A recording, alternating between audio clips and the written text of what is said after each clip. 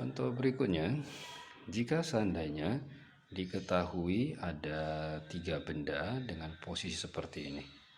Ya, ini masing-masing M1 diketahui, M2 diketahui, M3 diketahui. Ya, ini anggaplah jaraknya diketahui, jarak diketahui, jarak diketahui. Jika ditanya gaya pada benda satu bagaimana? Nah, jadi kita lihat antara 1 dengan 2 itu kan timbul gaya tarik-menarik. Dari 1 ditarik ke kanan. Ini F1, 2.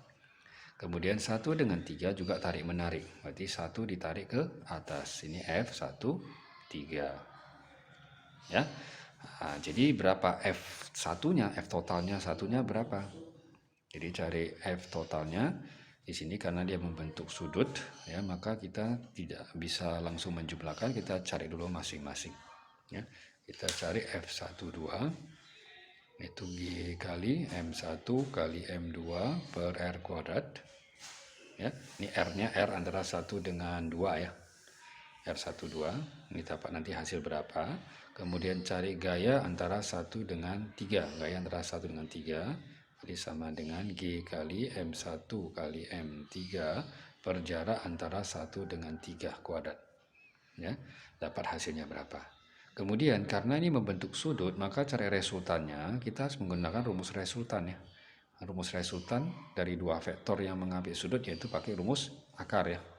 Akar F12 kuadrat tambah F13 kuadrat tambah 2 kali F12 kali F13 kali kosinus alfa. Ya, ini F12, F13-nya tinggal masukkan dari sini. Ya, ini alfanya adalah sudut apit antara kedua ini.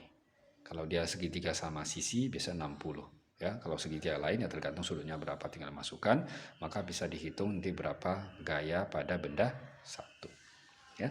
Nah, jika seandainya gayanya bendanya lebih banyak, ya bendanya bisa ada 4.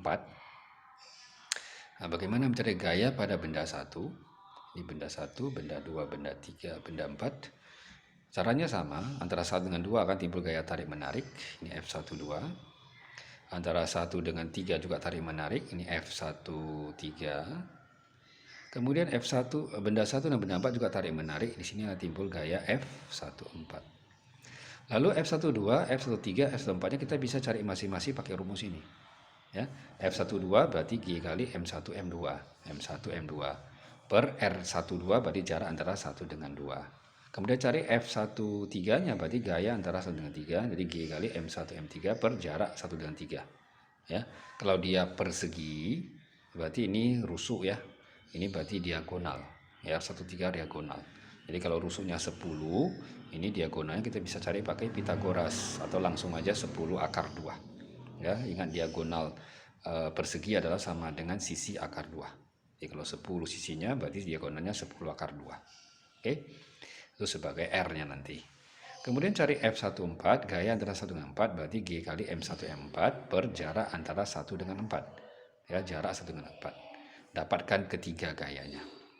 Kalau gayanya sudah 3 atau lebih, kita tidak bisa menggunakan rumus ini. Rumus resultan hanya berlaku untuk dua vektor saja, 2 gaya saja.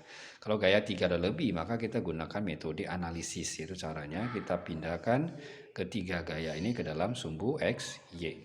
Ya, ini adalah gaya F12-nya. Kemudian di sini adalah F13-nya. Ini adalah F14-nya. Ya. Kemudian kita uraikan semua gaya ke sumbu X, Y. Ini karena sudah di X, sudah di Y, ya sudah. Ini kita urai dua, satu ke kanan, satu ke atas. Ya. Misalkan di sini sudutnya diketahui, kalau dia persegi berarti ini sudut dengan diagonal ini bisa 45. Ya, kalaupun dia bukan 45, misalkan alfa, berarti di sini alfa, sudutnya diketahui berapa. Ini F-nya kita urai seperti biasa ya, urai komponen-komponen, ini menjadi F13 cos alfa, yang di sini menjadi F13 sin alfa. Ya. Lalu untuk mencari resultan dari 3 vektor atau lebih banyak, caranya adalah kita cari dulu resultan gaya pada sumbu X. Pada sumbu X ada 2 gaya, ini dan ini. Ini kalau ke kanan kita buat positif, ke kiri negatif. Ya, karena 2 ke kanan berarti 2 positif. Berarti F12-nya kita tambah dengan F13 cos alfa. Ini F12, bisa dicari pakai rumus yang tadi ini ya, G kali M1 M2 per jarak kuadrat. Lalu F13 nya juga dicari pakai rumus yang tadi, G kali M1 M3 per jarak antara 1 dan 3 kuadrat. Lalu kosinus alfa berapa ya masukkan di sini, lalu hitunglah dia nanti berapa hasilnya. Oke. Lalu kemudian dicari resultan gaya pada sumbu Y. Sumbu Y ada dua, ke atas positif, ke bawah negatif. Ke atas berarti F14 dan F13 sin alfa. Ini juga dicari dulu F14-nya berapa, F13-nya berapa, lalu masukkan di sini, sinuskan dengan alfa, tambahkan, dapatlah hasilnya. Baru terakhir, F total di satunya kita resultankan pakai rumus Pitagoras, yaitu sigma dari Fx kuadrat tambah sigma Fy kuadrat. Ini hasilnya, ditambah ini hasilnya. Dapatlah hasil terakhir.